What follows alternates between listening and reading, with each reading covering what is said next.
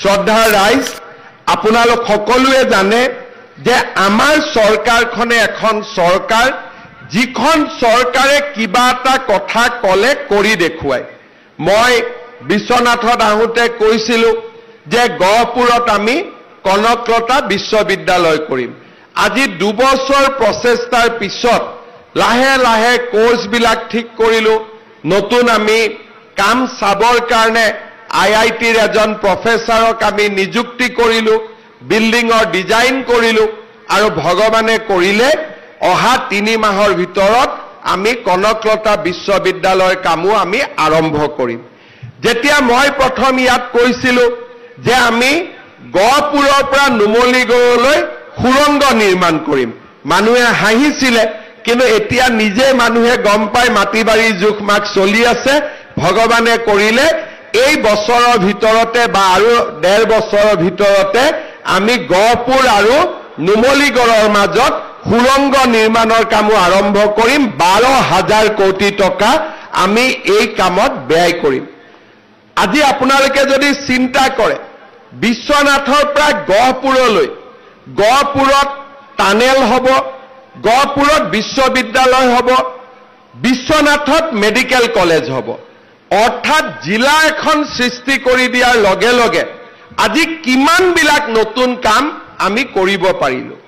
কিন্তু 2016 চনত আপোনালোকে যদি মোৰ কথাক উপেক্ষা কৰি কংগ্ৰেছক যদি জিকাই দিলেহেঁতেন, তেতিয়াহ'লে ইয়াততো জিলাও নহ'লহেঁতেন, ইয়াততো মেডিকেল কলেজো নহ'লহেঁতেন, ইয়াততো ৰূপৱেও নহ'লহেঁতেন। কংগ্ৰেছে আমাক কি দিব পাৰে? অকল ধুতি, লুঙি আৰু কম্বল দিব পাৰে, তাতকৈতো আমাক একো দিব নোৱাৰে। আজি বিশ্বনাথৰ ৰাইজে তেতিয়া মোক বিশ্বাস কৰাৰ কাৰণে, অসমৰ ৰাইজে মোক বিশ্বাস কৰাৰ কাৰণে আজি বিশ্বনাথ জিলা দুপত দুপে আগবাঢ়ি গৈছে। বিশ্বনাথ ঘাটলৈকে যাবৰ কাৰণে সময় নালাগে, মাছমৰীয়াৰ সমস্যা আমি সমাধান কৰিছোঁ। মোক তাতে যাওঁতে আজি কৈছে পানী লাগে, পানীও হ'ব। চাহ বাগিচাত স্কুল হৈছে, বিহুৱে আজি বিশ্ব দৰবাৰত প্ৰতিষ্ঠা হৈছে, ঝুমুৰ বিশ্ব দৰবাৰত প্ৰতিষ্ঠা হৈছে, অসমীয়া ভাষা ধ্ৰুপদী ভাষাৰ মৰ্যাদা পাইছে, লাচিত বৰফুকনৰ শৌৰ্য বীৰ্য বিশ্বত বিয়পি পৰিছে, মহাপুৰুষ শংকৰদেৱৰ জন্মভূমি বটদ্ৰৱা আজি সুন্দৰ কৰি নিৰ্মাণ হৈছে, কাজিৰঙাত গড় হত্যাও নোহোৱা হৈছে। আগতে আপোনালোকে চিন্তা কৰক, যদি আমি 2016 চনত বা 2021 চনত বিজেপি চৰকাৰখনক যদি আমি নানিলোহেঁতেন, বিশ্বনাথত যেনেকৈ স্বাধীনতাৰ পৰা নেগলেক্ট কৰি থোৱা হৈছিল তেনেকৈ নেগলেক্ট হৈ থাকিলেহেঁতেন, বিশ্বনাথৰ জীৱনত কেতিয়াও পৰিৱৰ্তন নাহিলেহেঁতেন। আজি মই ডাঠি ক'ব পাৰোঁ যে যি ধৰণে বিশ্বনাথ, বিহালী, গহপুৰ এবাৰ মাত্ৰ টানেলটো হৈ যাব দিয়ক, কনকলতা ইউনিভাৰ্চিটি হৈ যাব দিয়ক, আমাৰ ৰূপৱে হৈ যাব দিয়ক, মেডিকেল কলেজ হৈ যাব দিয়ক, অসমৰ সকলো মানুহে জীৱনত এবাৰ নহয় এবাৰ বিশ্বনাথ জিলা ফুৰিবই আহিবই লাগিব, তেনেকুৱা ব্যৱস্থা আমি কৰিছোঁ। টানেল চাব কোন নাহিব? কাজিৰঙা চাব যিমান মানুহ আহিব, টানেল চাব সিমান মানুহ আহিব, ৰূপৱেত উঠিব সিমানেই মানুহ আহিব। আজি আমি কনকলতা ইউনিভাৰ্চিটিত বিশ্বমানৰ আমি কোৰ্চ আনিব খুজিছোঁ, য'ত আৰ্টিফিচিয়েল ইণ্টেলিজেন্স, ৰবাটিক, মেচিন লাৰ্নিং, নতুন দিনৰ আমি ইয়াত জ্ঞানৰ সন্ধান আৰম্ভ কৰিম। আজি কেৱল মাত্ৰ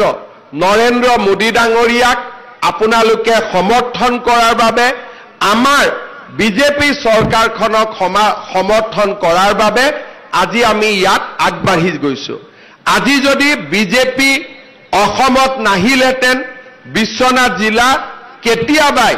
ধুতি আৰু লুঙিৰে পৰিপূৰ্ণ হৈ থাকিলহেঁতেন, কেতিয়াও কোনো ৰাজহুৱা কাম নহ'লহেঁতেন। আজি আমি সকলো নিৰাপদে আছোঁ, কাৰো মানুহৰ মনত ভয় নাই,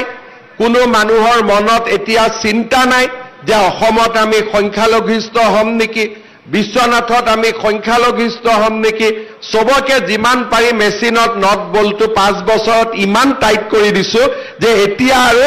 আমাক অসমীয়া মানুহক ৰঙা চকুৰে চাব আৰু কোনেও খা নকৰে। আমি ইমানবিলাক কাম আজি আগুৱাই লৈ গৈছোঁ। তাৰ লগত আমি দৰিদ্ৰ আৰু মধ্যবিত্ত মানুহক কিমান সহায় কৰিছো অসমত আগতে কোনেও কল্পনাই কৰিব নোৱাৰে যে 10 তাৰিখ হ'ব একাউণ্টত পুতুং কৰি অৰুণোদয় সোমাব এইবিলাক কথা চিন্তা কৰিব পৰা নাছিল 2019 চনত 18 লাখ মানুহক 2021-22ত 26 লাখ মানুহক আৰু এইবাৰ আমি 40 লাখ পৰিয়ালক আমি অৰুণোদয় আঁচনি দিম অলপ চলপ মই প্ৰমোদ বৰঠাকুৰ ডাঙৰীয়াক কৈছো যে আপুনি যিমান সিলেক্ট কৰিলে যদি বিশ্বনাথৰ দুখীয়া মানুহ কোনোবা বাদ পৰি গৈছে 3000 মোৰ পৰা আৰু লৈ ল'ব যাতে সকলো দুখীয়া মানুহকে আমি অৰুণোদয় আঁচনি দিব পাৰো আজি আমাৰ বহুত মানুহৰ হাতত ৰেচন কাৰ্ড নাছিলে আমি এটা কৈ মানুহক ৰেচন কাৰ্ড দিলো সেপ্টেম্বৰ অক্টোবৰ মাহত মই আৰু অলপ ৰেচন কাৰ্ড দিম কাৰণ আজিকালি ৰেচন কাৰ্ডৰ ডিমাণ্ডো বাঢ়ি গৈছে আগতে ৰেচন কাৰ্ডত আমি চাউল পাইছিলো এতিয়া আমি ৰেচন কাৰ্ডত চাউলৰ লগত আমি 5 লাখ টকালৈকে মেডিকেল ট্ৰিটমেন্ট কৰিব পাৰো এই বছৰ অসমত দুখীয়া মানুহৰ মেডিকেল ট্ৰিটমেন্টৰ খৰচৰ কাৰণে চৰকাৰে 1000 কোটি টকা হস্পিটালত বিল দিছে আপোনালোকে চিন্তা কৰক আপোনালোকে গৈছে কাৰ্ডখন দেখুৱাইছে ট্ৰিটমেন্ট কৰিছে কিন্তু কোনবাইতো টকাটো দিব লাগিব চৰকাৰে আপোনালোকৰ হৈ 1000 কোটি টকা এই আজি তাৰিখলৈকে এই বছৰত আমি হস্পিটাল আৰু নাৰ্সিং হোমত বিল জমা দিছো চাউল পালো আমি তাৰ লগতে মেডিকেল ট্ৰিটমেন্টৰ সুবিধা পালো এতিয়া আমি কি কৰিব খুজিছো চাউলৰ লগতে এইবাৰ আমি চিন্তা কৰিছো যে ৰেচন কাৰ্ডত আমি ৰাইজক কম দামত দালি দিম কম দামত চেনি দিম আৰু কম দামত নিমখ দিম কিমান টকা কম দামত দিম যদি বজাৰত দালিৰ দাম 100 টকা হয় মই আপোনালোকক 1 কেজি দালি ৰেচন কাৰ্ডত 75 টকাত দি দিম তাৰমানে 25 টকা বজাৰতকৈ কম দামত দিম আৰু চেনি যদি দোকানত যদি চেনিৰ দাম 50 টকা হয় মই আপোনালোকক 1 কেজি চেনি 25 টকা দামত দি দিম অৰ্থাৎ চাউল বিনামূলীয়া দালিৰ দাম 25 টকা কম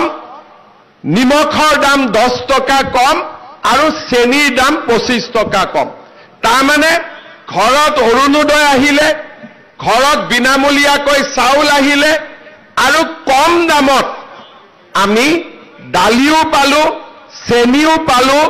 আৰু লগত আমি নিমখো পালো তাৰ লগত আকৌ আমি কি কৰিব খুজিছো 1 এপ্ৰিলৰ পৰা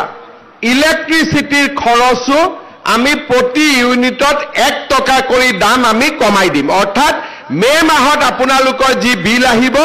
তাত 1 টকা কম দামত আহিব আৰু ভগৱানে যদি আমাক ভালে কুশলে ৰাখে নৱেম্বৰ ডিসেম্বৰ মাহত ইলেক্ট্ৰিচিটিৰ দাম আৰু 1 টকা আমি কমাই দিম তাৰমানে এই বছৰতে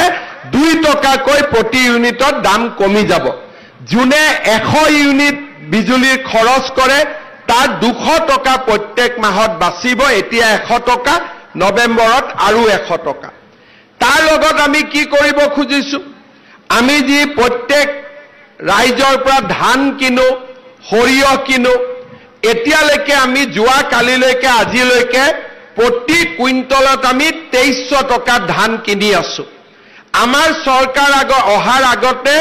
মহাজনে 600 টকা ধান কিনিছিল এতিয়া আমি 2300 টকা ধানৰ দাম দি আছো অহা কালিৰ পৰা ধান 1 কুইণ্টল ধানৰ দাম আমি 2550 টকা দিম অৰ্থাৎ 250 টকা অহা কালিৰ পৰা আমি ধানৰ দাম বঢ়াই দিম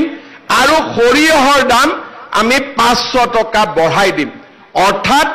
এতিয়া মানুহে ঘৰত বহি থাকিব নালাগে কাম কাজ কৰিব লাগে খেতি পথাৰত যাব লাগে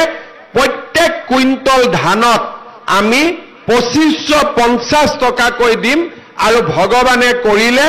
অহা বছৰ 2600 টকাও প্ৰতি কুইণ্টল ধানত বাঢ়ি যাব আজি আমাৰ সকলোৱে জানে যে আমাৰ ছোৱালীবিলাক যেতিয়া কুলত গৈছে ইলেকশ্যনৰ সময়ত মই কৈছিলো যে আমি নিযুত মইনা আঁচনি আৰম্ভ কৰিম আপোনালোকে ফৰ্ম ফিল আপ কৰি দিছিলে ইলেকশ্যনৰ পিছতে আমি নিযুত মইনা আঁচনি আৰম্ভ কৰিলো 11ৰ ছোৱালী ডিগ্ৰী ফাৰ্ষ্ট ইয়াৰৰ ছোৱালী পোষ্ট গ্ৰেজুৱেট ছোৱালী আজি 1200 টকাৰ পৰা 2500 টকালৈকে প্ৰত্যেক মাহত পঢ়িবৰ কাৰণে পায় এতিয়া 11ৰ ছোৱালী 12 পাব ডিগ্ৰী ফাৰ্ষ্ট ইয়াৰৰ ছোৱালী ডিগ্ৰী সেকেন্ড ইয়াৰ পাব পিজি ফাৰ্ষ্ট ইয়াৰৰ ছোৱালী ফাইনেল ইয়াৰ পাব তেওঁলোকে ফাইনেল ইয়াৰতো টকা পায়ে থাকিব আৰু নতুনকৈ নাম ভৰ্তি কৰা ছোৱালীবিলাককো আমি আকৌ নিযুত মইনা দিয়াৰ কাম আঁচনি আমি হাতত ল'ম ল'ৰাবিলাকৰ কাৰণেও চিন্তা কৰিছো এইবাৰ আমি চিন্তা কৰিছো যেতিয়া এজন ল'ৰা ডিগ্ৰী পাছ হয় ডিগ্ৰী পাছ হোৱাৰ পিছত বহু দিনলৈকে সি চাকৰি বাকৰি নাপায় ওত ইন্টাৰভিউ দিব যাব লাগে তোত ইন্টাৰভিউ দিব যাব লাগে এইবাৰ আমি সিদ্ধান্ত লৈছো যে এজন ল'ৰাই যদি ডিগ্ৰী পাছ কৰে অন্ততঃ 1 বছৰ সি দেউতাক মাকৰ ওচৰত পইচা খুজিব নালাগে প্ৰত্যেক মাহত আমাৰ চৰকাৰে সেই ল'ৰাজনৰ বেংক একাউণ্টত 2500 টকা কৰি 12 মাহৰ বাবে জমা দিব অৰ্থাৎ আপোনালোকে চাওক যে আজি আপোনালোকে বিজেপিক ভোট দিয়াৰ ফলত ৰাইজৰ উন্নতি হৈছে দুখীয়া মানুহৰ উন্নতি হৈছে মধ্যবিত্ত মানুহৰ উন্নতি হৈছে অসমত 1.5 লাখ ল'ৰা ছোৱালীয়ে চাকৰি পাইছে 1 টকাও ঘোষ নিদিয়াকৈ আজি যদি বিজেপি চৰকাৰ নাহিলেতেন এই 1 লাখ চাকৰিত যদি 1 লাখ টকাকৈ কোনোবাই ঘোষ ললেহেঁতেন আপোনালোকে ঘৰত বহি হিচাপ কৰিব 1000 কোটি টকাৰ ঘোষ চলিলেহেঁতেন আজি আগতে অংগনবাদী চাকৰি এটাৰ কাৰণেও কংগ্ৰেছৰ দিনত মানুহে 50,000 টকা ঘোষ দিব লাগিছিল আজি ডিএছপিৰ চাকৰি পাইছে মেজিষ্ট্ৰেটৰ চাকৰি পাইছে শিক্ষকৰ চাকৰি পাইছে কোনেও কতো 1 টকাও পইচা কাকো ঘোষ দিবলগীয়া হোৱা নাই আজি অসমৰ ইমান ডাঙৰ পৰিৱৰ্তন আমি কোনেও আগত কল্পনাও কৰিব পৰা নাছিলো এতিয়া আমি এডভান্টেজ অসম সন্মিলন পাতিলো অসমত 5 লাখ টকাতকৈ অধিক অসমত কোটি টকাতকৈ অধিক অসমত বিনিয়োগ আহিব আৰু বহুত ল'ৰা ছোৱালীয়ে অসমতে আজি চাকৰি পাবলৈ সুবিধা পাব তাৰ লগে লগে আমাৰ যিবিলাক ল'ৰা ছোৱালীয়ে ব্যৱসায় বাণিজ্য কৰিব খোজে তেওঁলোককো বেংকৰ লোন নলোৱাকৈ মাটি বাৰী বন্ধক নিদিয়াকৈ 2 লাখ টকাকৈ আমি তেওঁলোকক আজি সহায় কৰাৰ আঁচনি ৰূপায়ণ কৰিছো এই বছৰত অসমৰ 1 লাখ ল'ৰা ছোৱালীয়ে ৰাজ্য চৰকাৰৰ পৰা 2 লাখকৈ টকা লাভ কৰিব আজি এটাকৈ মই যিমান প্ৰতিশ্ৰুতি দিছিলো 5টা বছৰৰ ভিতৰত সকলো কথা হাতে কামে কৰি আমি প্ৰমাণ কৰি দিছো কংগ্ৰেছ দলে যদি কংগ্ৰেছৰ মেনিফেষ্টোখন চাই আপোনালোকে পুৰা পঢ়িব তাত ফাকিৰ বাদে একো নাছিল আৰু আমাৰ যদি মেনিফেষ্টোখন চাই তাত আপোনালোকে হসাৰ বাহিৰে একোৱে দেখা নাপায় এইটোৱে হৈছে ভাৰতীয় জনতা পাৰ্টিৰ চৰকাৰ আজি বিহালী ইলেকশ্যনৰ সময়ত আৰু লোকসভা ইলেকশ্যনৰ সময়ত মই আমাৰ আই মাতৃসকলক কৈছিলো যে যিসকলে আত্মসহায়ক গোটত আছে তেওঁলোকক মই 10,000 টকাকৈ আগবঢ়াম বহুতে ভাবিছিলে এনে কৈছে মিছাই কৈছে কিছুমানে মোক কয়ও যে মামা আমাক ঠগালে নেকি পইচাটো নিদিয়ে নেকি আৰু কংগ্ৰেছৰ মানুহবিলাকেও কৈ ফুৰে ক'ত দিব মিছাই দিব কিন্তু এটা কথা আপোনালোকে মনত ৰাখিব যে মামা বা হিমন্ত বিশ্ব শৰ্মাই যদি এবাৰ কথা কলে হয় মৰি যাব নহলে কথা ৰাখিব দুটাৰ এটাৰ বাদে একো হ'ব নোৱাৰে আজি আমি ইয়াত সকলো আহিছো আজি ৰাতি আমি বিশ্বনাথত থাকিম অহাকালি মই বিহালীত যাম 23,000 মহিলাক 10,000 টকাৰ চেক অহাকালি আমি বিতৰণ কৰিম এতিয়া আপোনালোকে মোক খুদিব যে বিশ্বনাথত কেতিয়া পাম খুদিব নে নাই সেইটো আপোনালোকে প্ৰমোদ বৰঠাকুৰক সুধিব যোনদিনাখনে মোক মাতে সেইদিনাখনে মই আহি চেকখন দি থৈ যাম ঠিক আছে সোনকালে মাতিব নে দেৰিকৈ মাতিব অলপ আৰু এবাৰ কওকচোন মই শুনাই নাই সোনকালে নে দেৰি কৰিম সোনকালে মাতিব